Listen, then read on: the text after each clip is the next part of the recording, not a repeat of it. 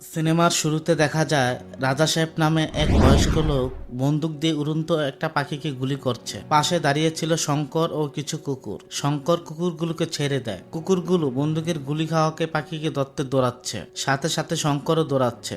শঙ্কর ও কুকুরগুলোর মধ্যে প্রতিযোগিতা হচ্ছে, কুকুরগুলো আগে পাখিটাকে ধরতে পারে নাকি শঙ্কর আগে পাখিটাকে ধরতে পারে। শেষমেশ দেখা যায় কুকুরগুলোর আগে পাখিটাকে শঙ্করই ধরে ফেলে, যা দেখে রাজা সাহেবের সাথে থাকা লোকজন খুবই অবাক হয়ে যায়। রাজা সাহেব কুকুরের মতো শঙ্করকে বলছে, জলদি ফাস্ট দৌড়ে আসো। পাশে থাকা একজন লোক রাজা সাহেবকে জিজ্ঞেস করে, এই ছেলেটাকে? রাজা সাহেব বলতে থাকে, এটা আমার সবচেয়ে বিশিষ্ট কুত্তা। আমার সব কুত্তা যা করতে না পারে এই কুত্তা একাই তা করতে পারে। কুত্তা বলতে এখানে শঙ্করকে বোঝানো হয়েছে। শঙ্করও দেখা যায় রাজা সাহেবের পায়ের নিচে কুত্তার মতো এসে বসে পড়ে। রাজা সাহেব বলতে থাকে, আমার শঙ্করের কলিজা খুবই বড়, সবাইকে হার মানাতে পারে। অপর পাশ থেকে একজন লোক এসে বলছে, রাজা সাহেব আপনার কয়লার খনিতে শ্রমিকরা কাজ করছে না, কারণ আপনার ছোট ভাই একজন শ্রমিককে অন্যায়ভাবে মারধর করেছে। সিন কাট হলে দেখা যায় রাজা সাহেব কয়লার খনিতে এসেছে।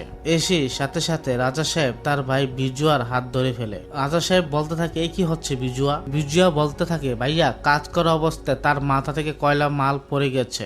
এই কথা শুনে রাজা সাহেব বিজয়ার গালে সাথে সাথে জোরে একটা থাপ্পড় মারে। রাজা সাহেব বলে, কান খুলে শুনে নে, এখানে যত মজলুম আছে সবার কাছে আমি একজন রাজা, এদের আমি অন্নদাতা, ভালো মন্দ আমাকে দেখতে হয়। এই কথাগুলো শুনে রাজা সাহেবের ছোট ভাই বিজুয়া এখান থেকে চলে যায়। পাশে থাকা লোকটি বলছে, দেখেছো তোমাদের জন্য রাজা সাহেব তার ছোট ভাইকে মেরেছে, ছোট ভাইয়ের থেকেও তোমাদের বেশি ভালোবাসে রাজা সাহেব। এই বলে রাজা সাহেব জয় হোক। সাথে সাথে সমস্ত শ্রমিককে বলতে থাকে, রাজা সাহেব জয় হোক। এভাবে স্লোগান বেশি ওঠে। আর এভাবেই রাজা সাহেব সবার কাছে একজন ভালো মানুষ হিসেবে নিজেকে প্রতিষ্ঠিত করেছে। তাতে দেখা যায় যে শ্রমিককে নিয়ে ঝামেলা ছিল সেই শ্রমিককে রাজা সাহেব নিজ হাতে হত্যা করে। ঠিক এই সময় এখানে শঙ্কর চলে আসে। শঙ্করকে দেখে বিজুয়া বলছে, তুই কি দেখেছিস? এই বলে শঙ্করকে মারধর করে। পাশে থেকে রাজা সাহেব বলে, কি হয়েছে? বিজুয়া বলে, এই কিছু দেখেছে কিন্তু কিচ্ছু বলছে না। রাজা সাহেব বলে, আর কি কখনো তার মুখ খুলতে পারে? শঙ্করের আওয়াজ কোত্থেকে আসবে? এই বেচারা তো বোবা। এখান থেকে আমরা জানতে পারি শঙ্কর বোবা। বিজুয়া বলে, আমি জানি এই বোবা, কিন্তু এই কিছু দেখেছে। রাজা সাহেব জিজ্ঞেস করে, শঙ্কর তুই কি কিছু দেখেছিস? শঙ্কর খুবই আকৃতির সাথে ইশারা দিয়ে বুঝায় সে কিছু দেখে নাই। শঙ্করের এরকম আচরণ দেখে রাজা সাহেব বলতে থাকে, শঙ্করের চোখ দেখে আমি ওর মন পড়তে পারি, আসলে শঙ্কর কিছু দেখিনি। এরপর শঙ্কর কান্না চোখে তার ঘর থেকে চলে যায়। পরের দিন রাজা সাহেব তার আশেপাশে এলাকা গাড়িতে ঘুরছিল। গাড়ির সামনে এসে পড়ে গরি নামের এক মেয়ে ও তার খেলার সাথীরা। রাজা সাহেব গাড়ি হর্ন দিলে গরি বলে, আমি কি রাস্তায় দাঁড়িয়ে আছি? আমার পায়ের নিচে রাস্তা দাঁড়িয়ে আছে। এই কথা শুনে রাজা সাহেবের ড্রাইভার বলে, পাগল নাকি? আর এদিকে দেখা যায় পাশের থেকে রাজা সাহেব বড় বড় চোখে গরির দিকে তাকিয়ে আছে। গরি বলতে থাকে, কিরে বুইরে আমার দিকে এরকম ফরফর চোখে কি দেখছস? গরির মুখে এই কথা শুনে রাজা সাহেবের ড্রাইভার বলে, এই বুইরা নয়, এ হচ্ছে আমাদের রাজাজি। গরি বলে, কি দাদাজি? এই বলে রাজা সাহেবকে বিভিন্ন ভাবে ক্রিটিসাইজ করে গরি। শেষ পর্যন্ত গরি সব বাচ্চাদের নিয়ে রাজাজিকে সম্মান করে তাকে ছেড়ে দেয় এখান থেকে। গরিকে দেখে রাজা সাহেব বলতে থাকে, কি সুন্দর, কি দেখলাম, কি আমি বিউটিফুল। এরপর দেখা যায় রাজা সাহেব বাসায় গিয়ে যেদিকে তাকায় শুধু গরিকে দেখে, তার কল্পনায় গরি, বাস্তবেও গরি, এরকম একটা অবস্থা। রাজা সাহেব গরির প্রেমে এতটাই বিরল হয়, কল্পনায় গরিকে দেখতে দেখতে একসময় জানালা দিয়ে লাফ দিতে যাচ্ছিল। আসলে বুইড়া বয়সে রাজা সাহেব লুচ্চামি শুরু করে দিছে। পরের দিন দেখা যায় রাজা সাহেব বিশ্বস্ত চামচা দ্বারা গরির মামার বাসায় বিয়ের প্রস্তাব পাঠিয়েছে। গরি বলতে থাকে, জানা নাই দেখা নাই আমি বিয়ে করে নেব। গরির মামা বলতে থাকে, আমরা তোমার মামা মামি, তোমার বাবা মায়ের মতো। বেটি আমি তোমার জন্য যা করবো সব ভালোর জন্যই করব। ছেলে খুবই বড় লোক, অনেক টাকা পয়সার মালিক। বেটি রাজমহলে তুমি রানী হয়ে থাকবে। গরি বলতে থাকে, রানী বানাক আর মহারানী বানাক, আমি বিয়ের পাত্র না দেখে বিয়ে করব না। আর এদিকে গরি ও মামামির সব কথা রাজা সাহেবের চামচা ঘরের আড়াল থেকে সবকিছু শুনছিল। সিন কাট হলে দেখা যায় রাজা সাহেবের চামচা ধরে এসে বলছে, রাজা সাহেব আপনার সাথে গরিকে বিয়ে দেওয়ার জন্য গরির মামামি রাজি হয়ে বসে আছে। রাজা সাহেব শুনেই তো খুব খুশি। রাজা সাহেব জিজ্ঞেস করে, গরি? কর্মচারী বলতে থাকে, গরি রাজি না। রাজা সাহেব বলতে থাকে, তাহলে আমার কি হবে? কর্মচারী তার পকেট থেকে আয়না বের করে রাজা সাহেবকে বলতে থাকে, আয়নায় আপনার চেহারা দেখুন। রাজা সাহেব আয়নায় তার চেহারা দেখতে থাকে। ইতিমধ্যে দেখা যায় কর্মচারী রাজা সাহেবের চুল কালো করার কথা বলছে।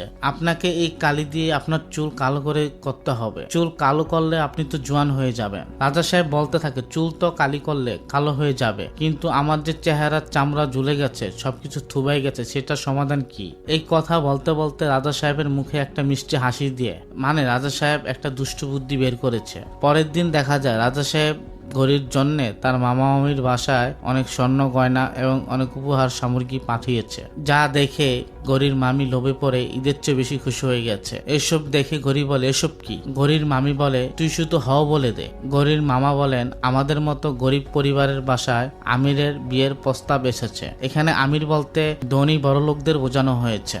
গৌরী একবারে পরিষ্কার করে বলে, আমি ছেলের চেহারা না দেখে আমি বিয়ে করব না। গৌরীর মামা বলে, এই নে ছেলের ছবি, যদি তোর পছন্দ হয় তাহলে বিয়ে করিস, নাইলে করিস না। মামা যখন গৌরীকে ছবিটা দিবে তখনই পিচ্চি পোলাপান ছবিটা থাপ্পা দিয়ে দৌড় দিয়ে দেয়। পোলাপান বলছে, দুলাভাই অনেক সুন্দর, দুলাভাই অনেক সুন্দর, অনেক হ্যান্ডসাম। এই কথা শুনে গৌরী তো খুবই খুশি হয়ে যায়। পিচ্চি পোলাপানের হাত থেকে ছবিটি নিয়ে দৌড়ে গৌরী বাসায় চলে যায়। গৌরী বাসায় গিয়ে ছবিটি দেখতে থাকে, খুব ভালো করে দেখে তার পাত্র খুব পছন্দ হয়ে যায়। কিন্তু এখানে দেখা যায় এটা রাজা সাহেবের ছবি নয়, এটা শঙ্করের ছবি। গৌরী তো শঙ্করের ছবি দেখে মনে মনে ভালোবাসতে শুরু করেছে। শঙ্করকে মন থেকে স্বামী হিসেবে মেনেও নিয়েছে। কিছুদিন পর দেখা যায় বিয়ার অনুষ্ঠান শুরু হয়েছে। গৌরী খুশি মনে বিয়ের জন্য প্রস্তুত। এদিকে দেখা যায় দাঁড়িয়ে আছে রাজা সাহেবের চামচা ও ছেলে। রাজা সাহেবের চামচার ছেলে শঙ্করের খুব কাছের একমাত্র ভালো বন্ধু। গৌরী বিয়েতে 7 পাক ঘোরার সময় দেখতে পায় যে শঙ্করের সাথে তার বিয়ে হওয়ার কথা, সেই অনুষ্ঠানে সব মেহমানদের লাড্ডু খাওয়াচ্ছে। গৌরী তো ভাবতে থাকে, তাহলে পাশে বিয়ের জন্য কে দাঁড়িয়ে আছে। সাথে সাথে গৌরী বরের পাগড়ি ফুল খুলে নেয়। সে দেখে এই সেই বুইরা যাকে সে সেদিন দাদাজি বলে সেদিন সম্মান করেছিল। যা দেখে গৌরী এতটাই অবাক হয় এবং সাথে সাথে অজ্ঞান হয়ে যায়। রাজা সাহেব বলে, আমার বউকে নিয়ে আমি 7 পাক ঘুরবো, আমি মন্ত্র পরে বিয়ে করব। এরকম অনিয়ম কথাবার্তা শুনে পণ্ডিত বিয়ে করাতে রাজি হচ্ছিল না। কিন্তু রাজা সাহেব অনেক দাপটের লোক হওয়ায় পণ্ডিত সাহেব রাজা সাহেবের কথা মতো নিয়ম কানুন সম্পূর্ণ করে। সবাই খুব অবাক হয়ে রাজা সাহেবের এরকম কর্মকাণ্ড দেখে, কিন্তু কেউ মুখ খুলতে পারে না ভয়ে। এভাবেই রাজা সাহেবের মিথ্যে বিয়ে সম্পূর্ণ হয়ে যায়। রাতে দেখা যায় রাজা সাহেব গৌরীর সাথে ফুল সজ্জা করার জন্য এসেছে। যা টের পেয়ে গৌরী বলে, তুমি কে, এখানে কি করো, এখানে কেন বুইরা? রাজা সাহেব বলে, আমি তোমার স্বামী, 7 পাক ঘুরে আমি তোমাকে বিয়ে করেছি। গৌরী বলে, না, এটা আমি মানতে পারি না, তুমি আমার সাথে ধোঁকাবাজি করেছো। রাজা সাহেব বলে, ধোঁকাবাজি বলো আর চালবাজি বলো, বাজি তো আমি জিতে গিয়েছি। রাজা সাহেব বলে, তোমার তো বিয়ে হয়ে গেছে। এই বলে রাজা সাহেব গৌরীর কাছাকাছি যাওয়ার চেষ্টা করে। এভাবেই রাজা সাহেব গৌরীকে বউ করার ইচ্ছায় জোর জবরদস্তি করা শুরু করে দেয়। এক পর্যায়ে গৌরী চাকু হাতে নিয়ে অসহায় হয়ে বলতে থাকে, নিজেকে নিজে খুন করে দিব, তারপরও তোমাকে স্বামী হিসেবে মেনে নিতে পারবো না। এই বলে গৌরী তার নিজের পেটে চাকু চালিয়ে দেয়। রাজা সাহেবও গৌরীর হাত থেকে চাকু নিয়ে নেয়। এভাবে গৌরীকে মৃত্যুর হাত থেকে বাঁচিয়ে নেয় রাজা সাহেব। রাজা সাহেব বুঝতে পারে গৌরীর সাথে জোর জবরদস্তি করে ফুলসজ্জা করতে গেলে আত্মহত্যা করে মরে যাবে। পরের দিন দেখা যায় রাজা সাহেব তার নতুন বউ গৌরীকে নিয়ে অনুষ্ঠানের আয়োজন করেছে। এই অনুষ্ঠানে শঙ্কর গান গেয়ে নেচে বেড়াচ্ছে। নাচতে নাচতে শঙ্কর এক সময় বাসার জারবাতির মধ্যে উঠে নাচতে লাগে। শঙ্কর দেখতে পায় গৌরী পরে বসে আছে। তখন শঙ্কর ভাবতে থাকে, তাহলে নিচে রাজা সাহেবের সাথে কে বসে আছে?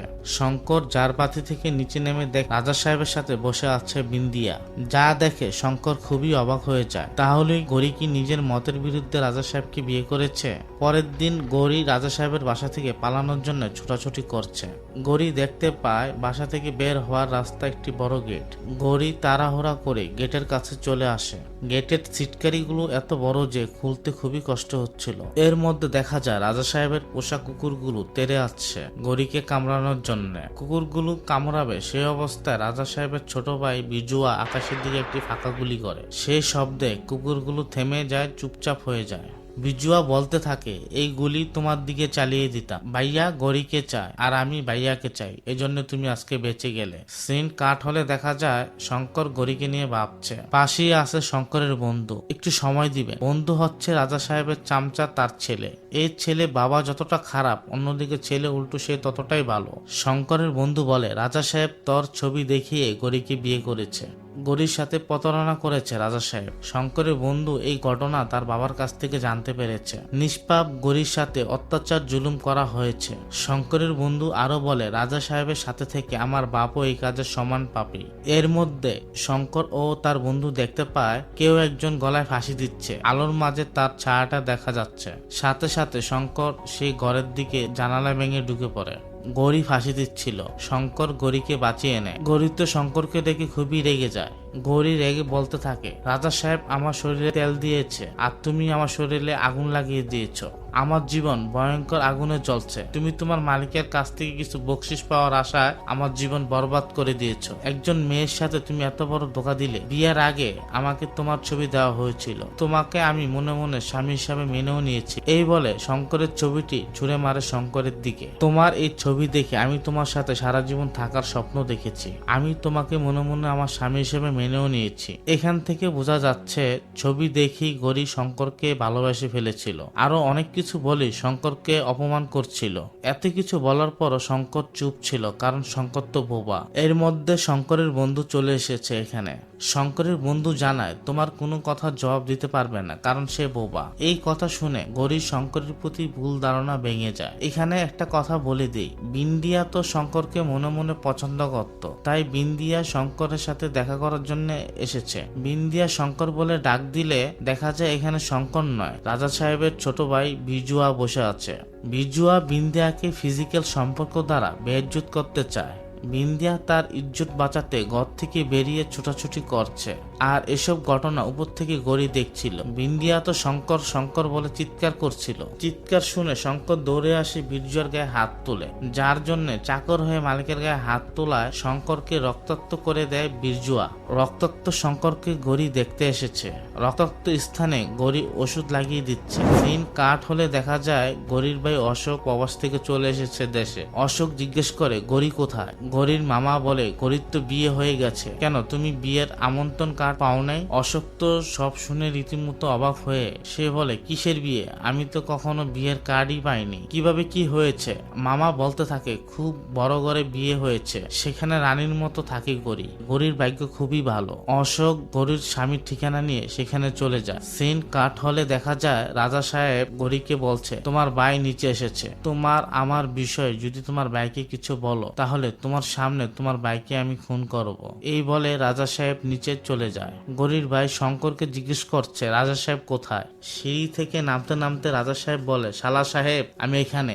এই বুড়ার মুখে এই কথা শুনে গৌরীর ভাই অশোক তো রীতিমতো গাবড়ে যায়। অশোক ভাবতে থাকে তার বোনের জামাই কি বুড়া। অশোক বলে আপনি কি রাজা সাহেব। রাজা সাহেব বলে আমি তোমার বোনের জীবন সাথী। গৌরী হাসতে হাসতে নিচে নেমে আসে, এমন একটা ভাব নিয়ে বলে ভাইয়া এই হচ্ছে তোমার দুলাভাই। গৌরীর এই ভাব দেখে গৌরীর ভাই অশোক বুঝতে পারে গৌরী এখানে খুব সুখে আছে। বোনের মুখে হাসি দেখে অশোক তো খুব খুশি হয়ে যায়। অশোক রাজা সাহেবকে বলতে থাকে আমি সারা জীবন কৃতজ্ঞ থাকবো, কারণ আমার এই বোনটিকে আপনি রাজপ্রাসাদের রানী করে রেখেছেন। এই বলে অশোক চলে যেতে চায়। রাজা সাহেব বলে আরে ভাই যাবে তো, আমার এখানে জল পান করো, বিশ্রাম করো, খুব ভালো লাগবে। অশোক বলে আমরা যেহেতু আত্মীয়, বোন এখানে থাকে তাহলে আমরা একসাথে খাওয়া দাওয়া করবো, তবে এটা ভবিষ্যতে। এই বলে অশোক তো চলে যায়। কিছুক্ষণ ভিতরে দেখা যায় গৌরীর ভাই অশোক অনেকটা দূর পথে চলে গেছে। এদিকে অপর প্রান্ত থেকে শঙ্কর দৌড়ে আসতেছে অশোকের দিকে। শঙ্কর অনেক ইশারা করে গৌরীর সাথে কি হয়েছে সেটা বলার চেষ্টা করছে। শঙ্করের কোনো ইশারা অশোক বুঝতে পারে না। শঙ্কর এক পর্যায়ে মাটির ভিতরে লিখে তোমার বোনের বিয়ে ধোঁকা দিয়ে করা হয়েছে, তুমি তোমার বোনকে এখান থেকে যত তাড়াতাড়ি সম্ভব নিয়ে যাও। এসব জানার পর অশোক রাজা সাহেবের বাড়িতে গিয়ে দেখতে পায় রাজা সাহেব গৌরীর উপর নির্মম অত্যাচার করতেছে, যা দেখে অশোক খুবই রেগে যায়। অশোক গৌরীকে এখান থেকে নিয়ে যেতে চাইলে অশোকের উপর রাজা সাহেবের ভাই এসে বিজুয়া এখানে মারধর শুরু করে। অশোক ও বিজুয়ার মারামারির এক পর্যায়ে রাজা সাহেব নিজ হাতে অশোককে খুন করে। এমন সময় শঙ্করও ঘটনাস্থলে। শঙ্কর রাজা সাহেব ও ছোট ভাই বিজুয়া দুজনকে মারধর করে। এতে রাজা সাহেব খুবই অবাক হয়ে যায় যে শঙ্করকে কিনা রাজা সাহেব সবচেয়ে বিশ্বস্ত কুত্তা মনে করত, সেই এখন রাজা সাহেবের সবচেয়ে চরম শত্রু হয়ে দাঁড়িয়েছে। এখন তো শঙ্কর রাজা সাহেবের সকল গুন্ডা মস্তানকে মেরে গৌরীকে নিয়ে মোটরসাইকেল করে চলে যায়। কিছুক্ষণের ভিতরে শঙ্কর গৌরীকে মোটরসাইকেল থেকে ছিটকে পড়ে। ইতিমধ্যে দেখা যায় রাজা সাহেব বিজুয়া সকল গুন্ডা বাহিনী শঙ্কর ও গৌরীকে ধরার জন্য চলে এসেছে। বিজুয়া শঙ্করকে গুলি করতে গেলে রাজা সাহেব বাধা দেয়, না বিজুয়া, এদের দুজনকে আমার জিন্দা দরকার, এই দুইটারই নিয়ে আসো। তারপর বিজুয়া শঙ্কর ও গৌরীর কাছে গেলে এদেরকে ধরে নিয়ে আসার জন্য শঙ্কর ও গৌরী পাহাড়ের জন্না থেকে লাফ দিয়ে নিচে পড়ে যায়। বিজুয়া বলতে থাকে ভাইয়া আমাদের দুশ্মন পাহাড় থেকে পড়ে মারা গেছে। রাজা সাহেব বলে না বিজুয়া, তুই শঙ্করকে চিনিস না, যতক্ষণ আমি শঙ্করের লাশ না দেখবো ততক্ষণ বিশ্বাস করি না শঙ্কর মারা গেছে। সিন কাট হলে দেখা যায় দুইজন পুলিশ সদস্য এসে বলে, রাজা সাহেব, শঙ্কর ও গৌরীর অস্তিত্ব কোথাও খুঁজে পাচ্ছি না।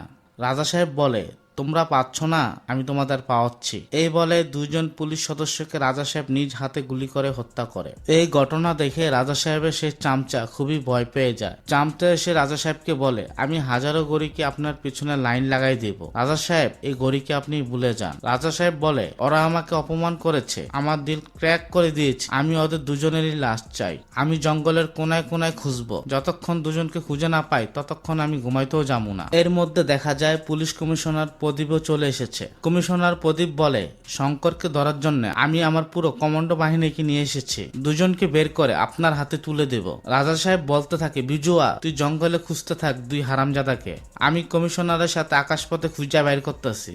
রাজা সাহেব আকাশপথে হেলিকপ্টার দিয়ে শঙ্করকে খুঁজতেছে। এই জন্যে শঙ্কর গড়িকে নিয়ে জঙ্গলের ভিতরে ঢুকে যায়। দীর্ঘ সময় ধরে ছুটাছুটির কারণে গড়ি খুবই তৃষ্ণার্ত থাকে। আর শঙ্কর পাশের জলা থেকে পানি আনতে গেলে রাজা সাহেবের হেলিকপ্টার তার সামনে চলে আসে। কিন্তু এখান থেকেও শঙ্কর গড়িকে নিয়ে রাজা সাহেবের চোখ ফাঁকি দিয়ে জঙ্গলের ভিতরে ঢুকে যায়। রাজা সাহেব তার ভাই বিজুয়াকে ওয়াকিটকির মাধ্যমে জানিয়ে দেয় ওরা এখন জঙ্গলে ঢুকছে, খুঁজে বের করে মেরে ফেলো।